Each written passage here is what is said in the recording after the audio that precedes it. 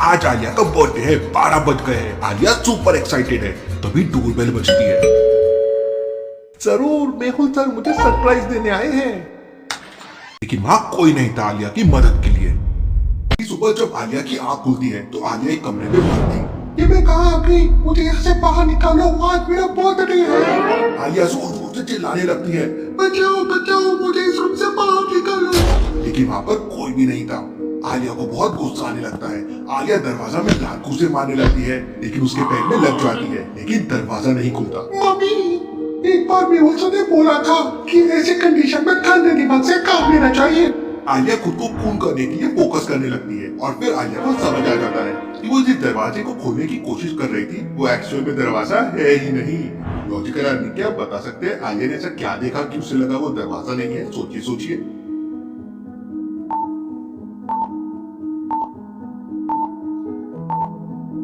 ध्यान से देखिए, दरवाजे के लेफ्ट, राइट और ऊपर साइड में लाइन तो दिख रही है, लेकिन नीचे साइड में कोई लाइन ही नहीं है। वो पार्ट कनेक्टेड है। इसका मतलब एक दरवाजा नहीं है।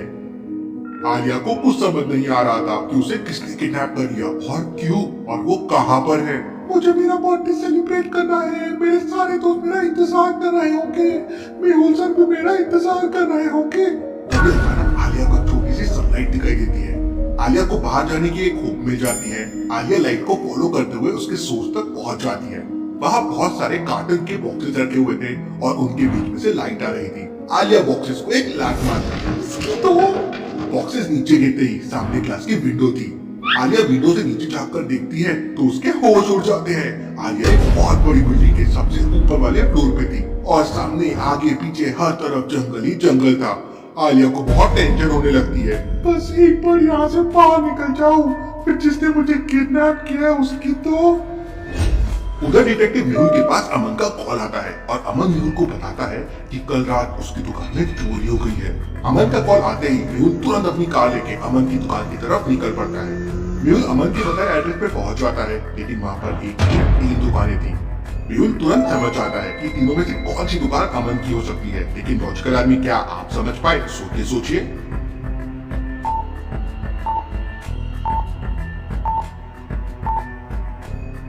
दूसरी और तीसरी दुकान पर लोग शॉपिंग कर रहे हैं, लेकिन पहली दुकान का सारा सामान बिखरा हुआ है। इसका मतलब चोरी इसी दुकान में हुई होगी। मेहुल तुरंत दुकान के अंदर पहुंच जाता है। दुकान के अंदर अमन मुंह लटकाकर बैठा हुआ था। मैं बर्बाद हो गया, पूरे 5 लाख रुपए की चोरी हो गई है। चिंता मत करो अमन, मैं चोरों को जरूर पकड़ लूंगा। मेहुल पूरी दुकान की अच्छे से तलाशी लेने लगता है। दुकान का सारा सामान इधर उधर बिखरा पड़ा था। लगता है चोर अमन का कोई दुश्मन नहीं होगा।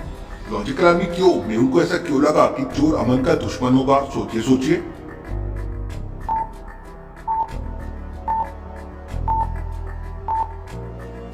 ध्यान से देखिए, दुकान के अंदर नमक के पैकेट को तोड़ा गया है।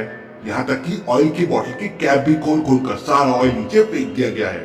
अब भला कोई चोर बोतल की कैप खोल के अपना टाइम वेस्ट क्यों करेगा? दुकान में गंदगी क्यों करेगा?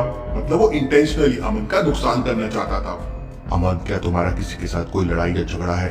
तब अमन बताता है कि पिछले 1 हफ्ते के अंदर उसका 4 लोगों के साथ झगड़ा हुआ है। अरे यार, तुम तो कितने झगड़ालू हो। इसके बाद अमन उन सारे लोगों का नाम बताता है जिनके साथ उनका झगड़ा हुआ था। मेहुल सारे लोगों के नेम और एड्रेस नोट करके केस की छानबीन करने के लिए निकल पड़ता है। हनी ने अमन को बहुत मारा था। उनका झगड़ा काफी सीरियस हुआ था। मेहुल हनी के घर पहुंच जाता है। डोरबेल बजाते से 3 लोग दरवाजे पे आ जाते हैं।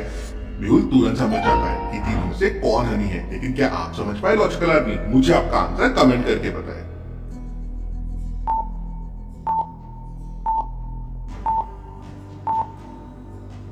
पहला वाला बच्चा तो 10-12 साल का लग रहा है, भला वो अमन को कैसे मार सकता है? और तीसरा वाला आदमी तो काफी बुजुर्ग है। इसका मतलब दूसरा वाला बंदा ही हनी होगा। हनी, क्या तुमने कुछ दिन पहले अमन की पिटाई की थी? अमन का नाम सुनते ही हनी का दिमाग गर्म हो जाता है और हनी मेहुल को उल्टा सीधा बोलने लगता है। क्या तुम उसके चमचे हो? चुपचाप यहाँ से निकल जाओ। मेहुल हनी को एक जोरदार थप्पड़ मारता है। डिटेक्टिव मेहुल। मेहुल का नाम सुनते ही हनी रोने लगता है। I am sorry sir, I am sorry, मैंने कुछ नहीं किया। फिर मेहुल हनी से आगे पूछताछ करने लगता है।